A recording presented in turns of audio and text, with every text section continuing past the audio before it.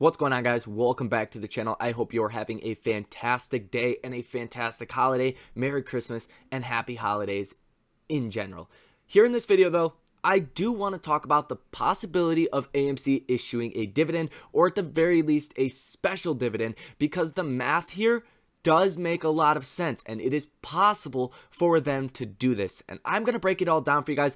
It's a lot easier to say, hey, they should issue a dividend. If the math doesn't make sense, they can't issue a dividend. In this case, the math for 2022 actually supports a special dividend, if not a small dividend at the very least. And a lot of AMC holders contribute, or at least think a factor of the MOASS will be with some form of a dividend, a regular dividend schedule being put back into place like we've seen in 2019, and before then a special dividend or an NFT dividend. So I'm very excited to bring you guys this information. Who knows if management will actually try to do this or actually implement this, but I think it makes a lot of sense overall. They want to see the MOASS, they want to see the share price go up as much as possible so they can make money as well.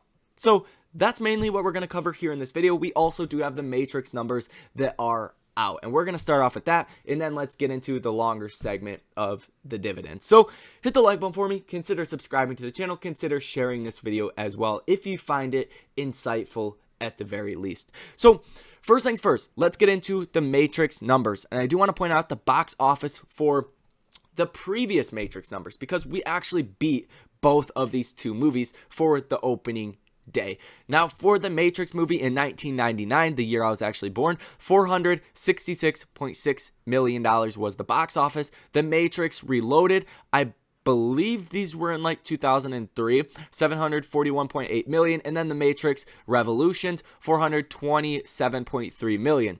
Not bad. Not like a huge hit, but certainly not bad by any stretch of the imagination. Now, as far as yesterday, Wednesday, that was the first day the Matrix actually came out. This article says Spider-Man No Way Home nets 27.8 million Wednesday and soars above Sing 2, Matrix, and the Kingsman openings. And that I don't really want to focus on, Spider-Man and those other movies, just because we want to look ahead. What's the Matrix going to do? So it says Warner Bros. Village Roadshows The Matrix Resurrections came in at 6.4 million at 3,552 theaters, and the constant thought on the top of analysts' heads this week will be how much HBO Max stole from the theatrical till. That result for the sequel is above the opening Wednesday of 1999's The Matrix at 4.8 million at 2,704 theaters, 3-day 27.7 million, 5-day 37.3 million, and 2003's The Matrix Reloaded 5 million at 2,750 theaters, but it's also higher than Wednesday's start of the sci-fi Jennifer Lawrence Chris Pratt Village Roadshow Sony movie Passengers 4.1 million before a 14.8 million 3-day and 5-day of 22.1 million. So essentially 6.4 million the first day is better than 4.8 million and 5 million of the last previous movies. And considering what their box office numbers were, about $500 million on average, I think this movie's gonna do a little bit better than these. So that's a further reiteration that the movie theater business is still alive. And we have a lot of more excitement. That didn't make any sense. A lot more exciting things to come in 2022 as far as films are concerned. And that's kind of going to tie into what we're going to talk about, the special dividend, as well as possibly just reinstating a small dividend overall. So if we do take a look at obviously the movies that are coming out next year, if we just type this in, I wasn't actually going to plan on pulling this up, but we could just pull it up real quick, because there's a lot of big movies that are coming to theaters, right? It's no secret. We have the Batman, Sonic the Hedgehog, Scream, and these are just to name the big titles. Doctor Strange, Thor, Love and Thunder, why can't I talk right now? Spider-Man Across the Spider-Verse Part 1, Jurassic World Uncharted, Avatar 2, sequel to the top grossing movie of all time, around $3 billion, Avatar 2, Top Gun Maverick, Moonfall, The Flash, Black Adam, Black Panther, like the list goes on and on and on. Lightyear movie, Halloween Ends, Aquaman, literally the list goes on. So that's a key component of this. We know the box office numbers are going to be huge. And if you guys take a look at this chart, where we were in 2019 and 2018 was about $11.5 billion. If you kind of combine these numbers and divide by 2, about $11.5 billion was the domestic box office number.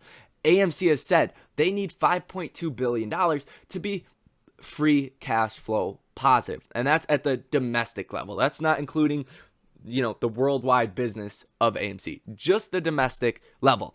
2021 had a severe lack of blockbuster movies, of films in general, with only 422 releases compared to almost 1,000 releases back in 2018, and still 32 releases less than what we've seen in 2020. That's crazy to look at it like that, but we still did $4.1 billion for the domestic box office. Not quite that $5.2 billion number that we want to see to be free cash flow positive at AMC. But considering the impressive lineup of movies that we are going to be seeing, I personally, these are only my estimates, that we will see in between $10 and $12 billion for the box office. It's very well possible we break a new all-time record for the box office, right? I think it's pretty safe to say there's a lot of pent-up demand. People have a lot of money, record amounts of household wealth that want to go do things. What is the easiest thing to go do that fits your whole family's agenda, right? Go to the movie theaters. That's right around the corner from us, typically. So I do think it's safe to say box office numbers are going to be impressive next year. And that plays into what we're going to talk about next. Now, what you are looking at right here is the financial highlights for basically 2018, 2019, 2020, and 2021 by the end of the year. And 2021 is obviously not done, so these numbers will change a little bit, but it doesn't matter for the sake of this video. All of this is very applicable. So what I really want to focus on is 2018, 2019, the last full years we've seen before obviously the pandemic in 2020 and 2021 when the movie theater industry went into the toilet. And there's a couple things I really want to focus on is the cost of revenue, right? So the cost of revenue in 2018 and 2019 was $4.4 billion in 2018 and $4.6 billion in 2019. This is essentially how much AMC had to pay to make the operating revenue, the net operating revenue. So we could see right here, there was about a $210 million increase from 2018 to 2019. Not good. 2018, the net income, which was profits to the bottom line, $110 million. 2019, AMC actually lost $149 million. And the cost of revenue went up $210 million. So the cost of revenue is what killed the profits in 2019. So wait a minute. What's happening now? The cost of revenue is at $1.7 billion. So what does that mean? The business is a lot more efficient now than it has ever been in the history of AMC. By shutting down bad theaters, by basically buying good theaters, by slimming down their operations, cutting hours, doing whatever they had to do to make the cost of revenue go down substantially. I mean, this is down over 2x from what it was in 2019. And throughout 2021, theaters were open for most of the year. So that's going to play into this whole calculation that we're about to do of essentially how they can issue a dividend. So the cost of revenue, the lower this is, the more potential money they can make. For 2022, I'm going to say $3 billion is probably going to be the cost of revenue. That's still $1.5 billion cheaper than 2018 and 2019. Very interesting. So let's say AMC does have a cost of revenue in 2022 of $3 billion. Let's say they pull in operating revenue of the same as they did in 2019, about $5.5 billion. Well, some rough math there. That's $2.5 of potential profits. But after taxes, after all of this, that's obviously not going to all be profits. But let's say 20% or 30% of it is. That's roughly $350 to $500 million of pure profit that could go straight to the bottom line. Obviously, they have more debt, all of that, so let's be a little bit more conservative. Let's say $300 million of profit to the bottom line if the domestic box office is the same as 2019 at about $11.3 billion. Or you could get super conservative and say they only make $100 million or $200 million. The calculation still works. Let's say they want to issue a just normal, special dividend, right? At 5 cents per share, a one-time 5-cent dividend. Well, we have 513 million legal shares. So if you take 513 million times 0.05 for 5 cents, that comes out to $25.6 million it would take to issue that dividend. Just a one-time dividend. It would probably be a little bit higher than that. So you'll say 10 cents for a special dividend. That's still $52 million. Very, very plausible. But if you want to get a little bit more extreme, say they make $300 million of pure profit. Say you'll get a 5-cent dividend per quarter. That's what they want to start issuing. So you'll just take this number, 25.6 million, times that by 4, because there's 4 quarters in a year. That's $102 million. So either way the calculations work, at the very minimum, they can afford to issue a one-time dividend. They could do a small dividend regimen as well. It's definitely not going to break the bank.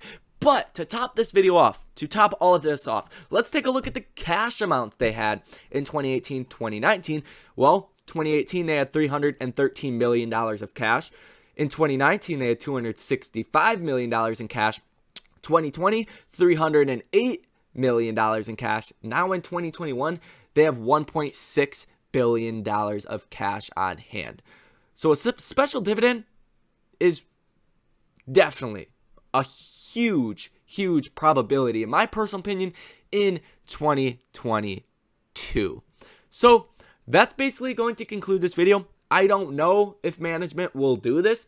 I don't have a crystal ball here, but I think it makes a lot of sense to at least issue that one-time special dividend if the blockbuster movies, or if 2022 in general is as good as I think it will be. I think it makes a lot of sense to do this. $25 million for a 5-cent special dividend.